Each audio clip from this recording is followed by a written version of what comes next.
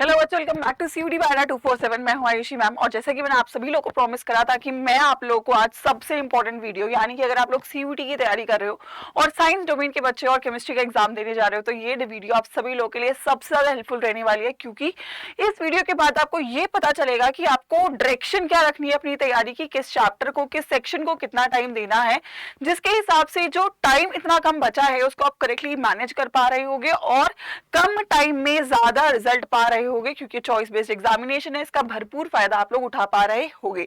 सो जल्दी से सभी बच्चे यहाँ पे कर देंगे सेशन को लाइक और शेयर और मुझे बताएंगे क्या आप लोग मेरे साथ रेडी हो यहाँ पर एक सबसे इंपॉर्टेंट वीडियो की बहुत इंपॉर्टेंट बातों को यहाँ पे जानने के लिए। दैट इज योर, मैं यहाँ पे आप लोग को देने जा रही हूँ ब्लूप्रिंट फॉर सीयूटी 2023 केमिस्ट्री।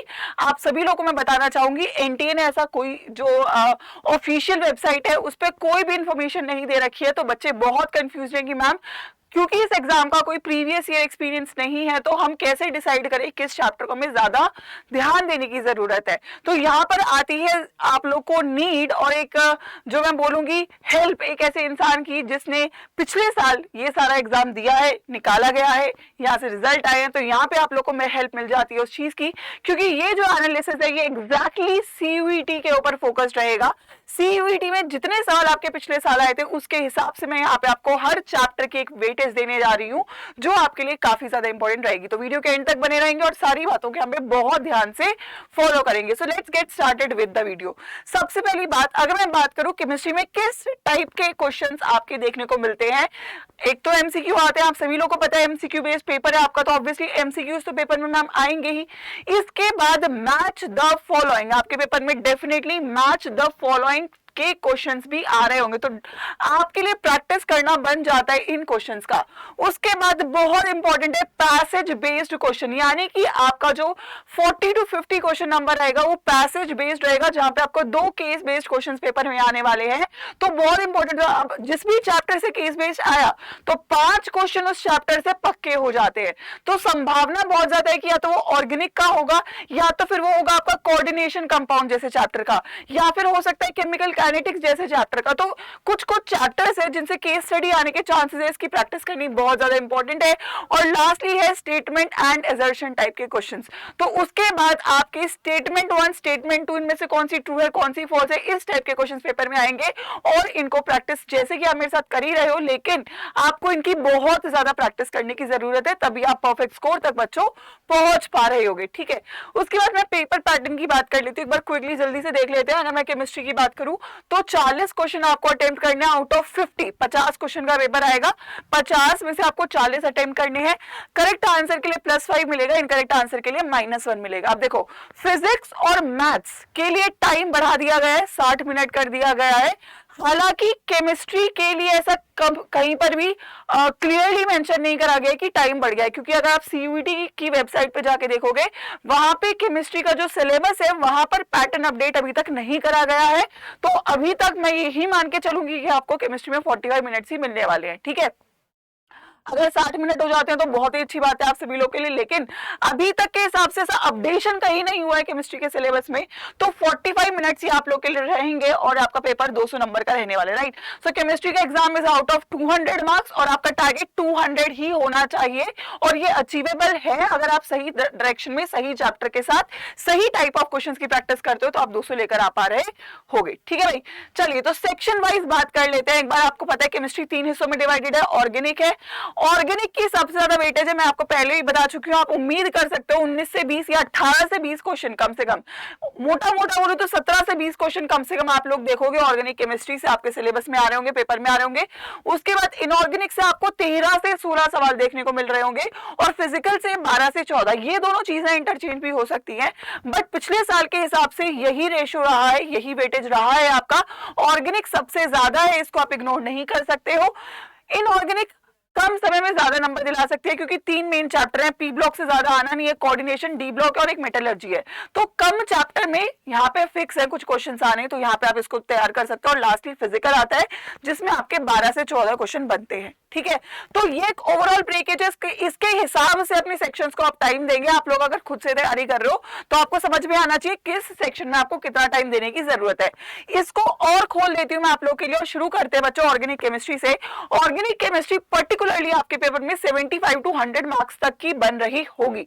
जल्दी से सभी लोग सेशन पे यहाँ पे लाइक कर देंगे, क्योंकि ये बात आपको कोई नहीं बताने वाला, और अगर बता भी रहा है तो सच्चाई जानना बहुत जरूरी है, क्योंकि सच्चाई हम केवल सीयूटी के हिसाब से बोल सकते हैं, हम इसको जेई नीट के हिसाब से क्लासिफाई नहीं कर सकते। जेई नीट एक अलग एग्जामिनेशन है, वहां पे 11th भी है 12th भी है, तो उसके हिसाब से रेशियो डिवाइडेड है। यहाँ पर केवल 12th है, और वो भी पिछले साल का अगर किसी के पास एनालिसिस है तभी हम आपको बता सकते हैं कि किस चैप्टर से कितने क्वेश्चन आने की चांसेस है, राइट। सो बहुत मतलब सोचो 200 में से आधा नंबर कम से कम ऑर्गेनिक का है, तो आपको ऑर्गेनिक बहुत ज्यादा इंपॉर्टेंट तरीके से तैयार करने की जरूरत है। सबसे पहले आपका चैप्टर आता है हेलोएल्केन और हेलोएरीन, यहाँ से 2 से 3 क्वेश्चन आ सकते हैं। किस टाइप के क्वेश्चन आएंगे, आपको रिएक्टिविटी का मैकेनिज्म आइडेंटिफाई करना है कि कौन SN1 में जाएगा, कौन SN2 में जाएगा, कार्बोकेटाइन किस में स्टेबल होगा, या फिर हो सकता है आपका प्रिपरेशन से क्वेश्चन आ सकता है। तो 2 से 3 क्वेश्चन आएंगे, बट जनरली यहाँ पे आपका SN1 SN2 मैकेनिज्म के क्वेश्चन या फिर एलिमिनेशन रिएक्शन का क्वेश्चन आपको पेपर में देखने को मिल सकता है।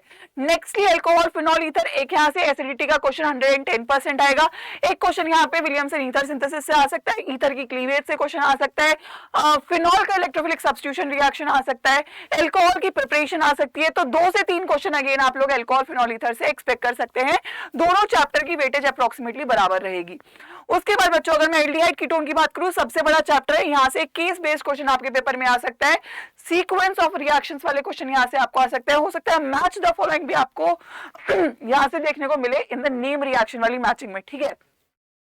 देन कम्स अमाइंस, अमाइंस और एल्डिहाइड कीटोन की सबसे ज्यादा वेटेज रहेगी। इन दोनों चैप्टर्स को आपको सबसे ज्यादा ध्यान देना है। दोनों में से केस बेस्ड स्टडी क्वेश्चन आपका आ सकता है, मतलब 5 क्वेश्चन कम से कम दोनों में से किसी भी एक चैप्टर से आ सकते हैं।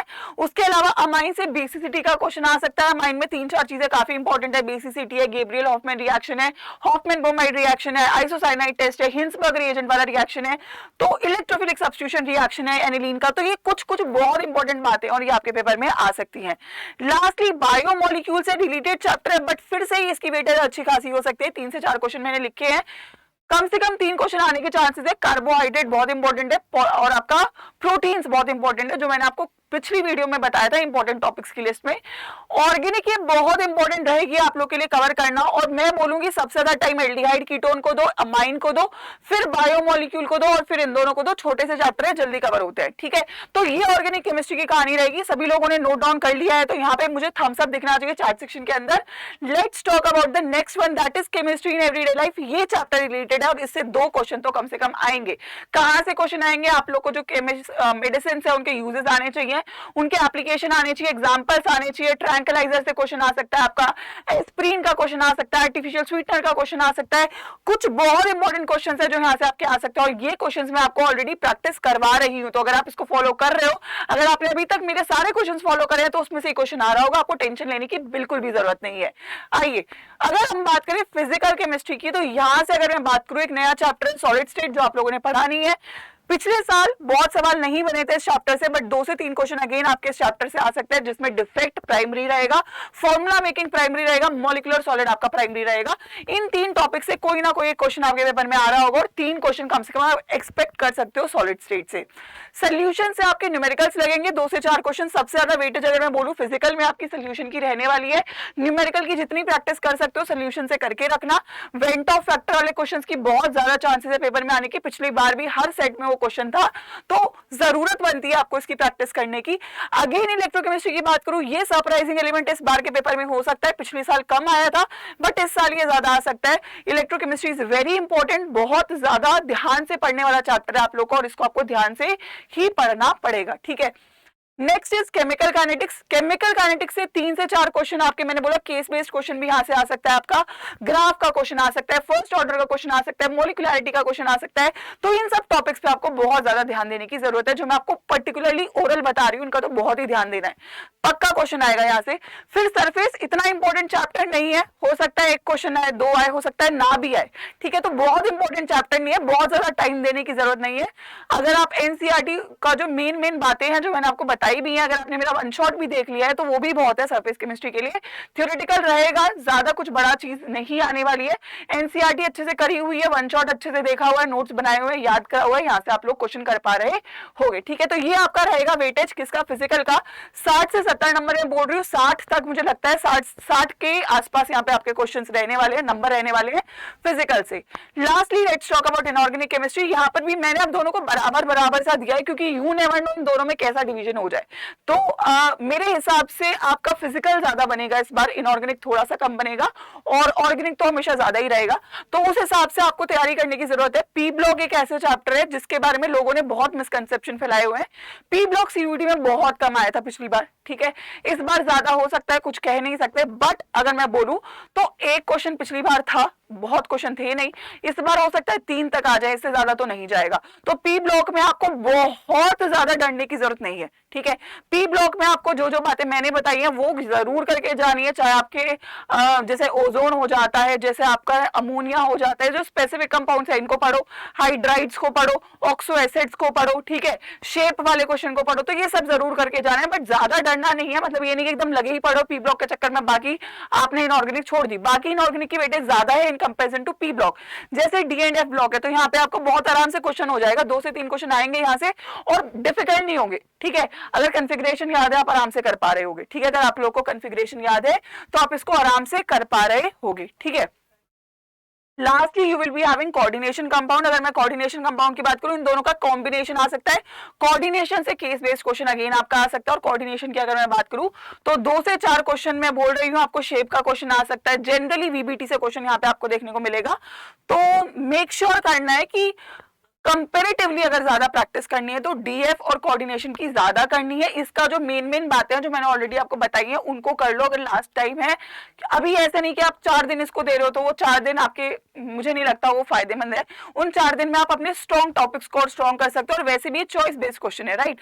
सो 50 में से 40 ही करना है, तो आपको अपने स्ट्रॉन्ग चैप्टर्स पे ज्यादा ध्यान देने की जरूरत है, ठीक है, और उसकी वेटेज भी ज्यादा हो। अब जैसे मेटलर्जी है, मेटलर्जी बड़ा चैप्टर है, बहुत बच्चों को ये आता नहीं है, बट मेटलर्जी में आपके 1 से 2 क्वेश्चन आएंगे, और का क्वेश्चन आएगा, प्रोसेसेस का क्वेश्चन आएगा, ठीक है, और आपकी प्रिंसिपल का क्वेश्चन आएगा। तो कुछ चुनिंदा क्वेश्चन है जो आपके पेपर में आ रहे होंगे, ठीक है। तो अगर मैं ओवरऑल वेटेज वाइज बोलूं, जैसे कि मैंने आपको अब हर एक चैप्टर की वेटेज बता दी है कि किस चैप्टर से कितने क्वेश्चन आने के चांसेस है, और मुझे लगता है इससे आपको ये समझ में आता है कि आपको किस चैप्टर को कितना टाइम देने की जरूरत है, ठीक है। अगर आप सोच रहे हो आप ऑर्गेनिक स्किप करके पेपर दे दोगे तो पॉसिबल नहीं है, ऑर्गेनिक करना पड़ेगा। ऑर्गेनिक करने का सही तरीका क्या है, आपके पास नोट्स होने चाहिए, फ्लो चार्ट्स होने चाहिए, उनको बार बार लिखना है, बिना देखे लिखना है, फिर क्वेश्चंस प्रैक्टिस करने हैं। केवल यही तरीका है ऑर्गेनिक को बेटर करने का। जितना क्वेश्चन करोगे उतनी ऑर्गेनिक बेटर होगी, क्योंकि ऑर्गेनिक इज अबाउट रिमेंबरिंग, और ऐसा भी नहीं वो रट्टा मार के होता है। जब आप उसको कॉन्स्टेंटली लिखते जाते हो, कॉन्स्टेंटली क्वेश्चन लगाते हो, तो आपके सबकॉन्शियस माइंड में रिएजेंट्स याद होने लगते हैं, तो वो बार बार करके ही आपका हो रहा होगा।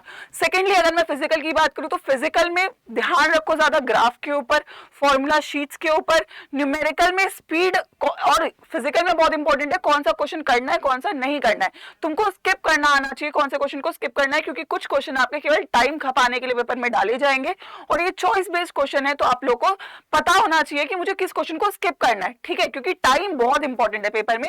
लास्टली इनऑर्गेनिक की बात करूं, ये क्वेश्चन या तो आता है या तो नहीं आता है, इसमें ज्यादा टाइम नहीं लगाना है आप लोग को। तो जितना ज्यादा इसको एनसीईआरटी और एनसीईआरटी से बाहर कुछ नहीं आने वाला है, तो या तो आप मेरे वन शॉट्स फॉलो कर रहे हो, और अगर आप मेरे साथ प्रतिज्ञा बैच में हो या प्रतिज्ञा 2.0 में हो तो वहां पे मैं आपको इनफ तैयारी करवा ही दूंगी, तो आपको उसके बाहर कुछ भी करने की जरूरत है नहीं।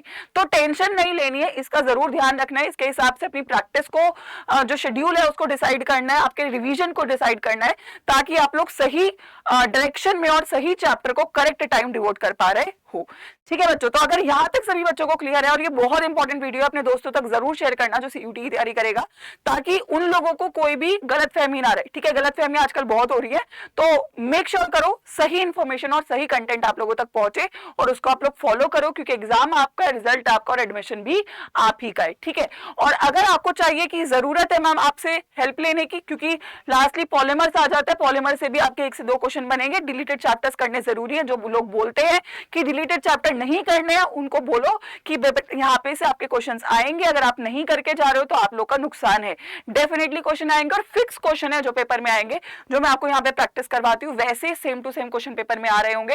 तो आप लोगों के फ्री के नंबर है रिलेटेड चैप्टर से जो आप लोग कर सकते हो और ये नंबर पा सकते हो। ठीक है बच्चों, तो अगर आप मेरी स्ट्रैटेजी फॉलो करते हो तो मुझे लगता है आप लोग सेफ हैंड्स में हो, आपको डेफिनेटली रिजल्ट मिल रहा होगा। लास्ट ईयर हम लोगों ने 200 नंबर लाए हैं, 100% केमिस्ट्री में आया है। इस साल तो मुझे लगता है बहुत सारे बच्चे हैं जो इस पाथ पर चल चुके हैं। मुझे बहुत बच्चों से उम्मीद है जो 100% लेकर आएंगे, जो ऑलरेडी मेरे साथ बैचेस में पढ़ रहे हैं। और अगर आप चाहते हो आप हमारे साथ एक प्रॉपरली तैयारी करो, जो कि हर बच्चे को करनी चाहिए क्योंकि बहुत कम टाइम है और रिजल्ट आना बहुत जरूरी है, तो आई थिंक आप लोग प्रतिज्ञा 2.0 बैच में एनरोल कर सकते हो। अभी शुरू हुआ है और वहां पे मैं आपका पूरा ध्यान रखने वाली हूँ, आपको उसके बाहर कुछ भी करने की जरूरत नहीं पड़ेगी। ठीक है बच्चों, तो एक बार जल्दी से देख लीजिए, प्रतिज्ञा 2.0 बैच पे आपका ईद आने वाली है, तो ईद की सेल एक्टिव कर दी गई है। 25% का डिस्काउंट है विद द कोड Y513। आप प्रतिज्ञा 2.0 में एनरोल जितना जल्दी करते हो उतनी जल्दी आपकी तैयारी शुरू होती है और उतना ही जल्दी आपका रिजल्ट आने की जो गारंटी है वो बढ़ जाती है, राइट। सो ईद के लिए सभी बच्चों को मुबारक तो है ही, बट पढ़ाई करना बहुत जरूरी है। So that I would say कि हर बच्चे को पढ़ाई डेफिनेटली करनी चाहिए। ठीक है, तो ये मेरी तरफ से था आप सभी लोगों के लिए। सेशन को जरूर सभी लोग यहाँ तक लाइक करेंगे और अगर ये वीडियो पसंद आए तो कमेंट करके बताएंगे कि क्या आप लोगों को ये वीडियो हेल्पफुल लगी, और ये लगी तो मुझे कमेंट सेक्शन में दिखना चाहिए येलो हार्ट। और यहाँ पे अब मैं बता देती हूँ लास्टली, अगर आप लोगों को ये सेल का बेनिफिट डेफिनेटली उठा लेना चाहिए, अड्डा 247 की वेबसाइट पे अंडरग्रेड एंट्रेंस में CUT सेक्शन में साइंस पे जाइए। अगर आपका डोमेन का और इंग्लिश का ही केवल बैच है तो आप नॉर्मल बैच ले लीजिए, ठीक है, जिसमें आपका जीटी नहीं होगा। लेकिन अगर आपको जीटी का भी पेपर है तो आप जीटी इंग्लिश डोमेन लीजिए। बाय नाउ पे जाइए, यहाँ पे कोड लगा दीजिए और कोड लगाने के बाद ये जैसे कि आपने कोड लगाया, कहाँ है, दिखाओ दिखाओ दिखाओ, देखो अगर यहाँ पे आपने इस पे कोड लगाया, कहाँ गया, एक सेकेंड, मतलब आप यहाँ पे एंटर कूपन कोड में कोड जो मैंने आपको बोला वो जैसे ही टाइप कर दोगे और अप्लाई कर दोगे तो इस बैच पे आपको मिल जाएगा डिस्काउंट। ठीक है, तो जैसे कि अगर आपने फॉर एग्जांपल प्रतिज्ञा 2.0 पे जब ये कोड लगाओगे तो 2600 का आपका बैच हो जाएगा। ठीक है, जिसमें आपका इंग्लिश भी होगा, डोमेन्स भी होंगे और आपका जीटी भी होगा। ठीक है, और अगर आपको बिना जीटी वाला बैच चाहिए, केवल इंग्लिश और डोमेन का बैच चाहिए, तो वो वाला बैच आपका कितने का है, that batch is of approximately 2200 रुपए तक का है। ठीक है, तो इतने में तो कुछ भी नहीं होता, बट आपका सिलेक्शन हो जाता है। तो मेक श्योर करिए इस सेल का बेनिफिट उठाइए और पढ़ाई करिए, क्योंकि पढ़ाई का कोई सब्स्टिट्यूट नहीं होता है। आप इधर उधर जितना टाइम वेस्ट करोगे, टाइम पास करोगे, वो टाइम ही निकलेगा, लेकिन रिजल्ट आना बहुत जरूरी है, तो पढ़ना बहुत जरूरी है। सो गो फॉर इट बच्चों, all the best and keep studying. Video को लाइक करेंगे और जरूर कमेंट करके बताएंगे कि कितना हेल्पफुल रहा ये वीडियो आप सभी लोगों के लिए। गुड लक बच्चों।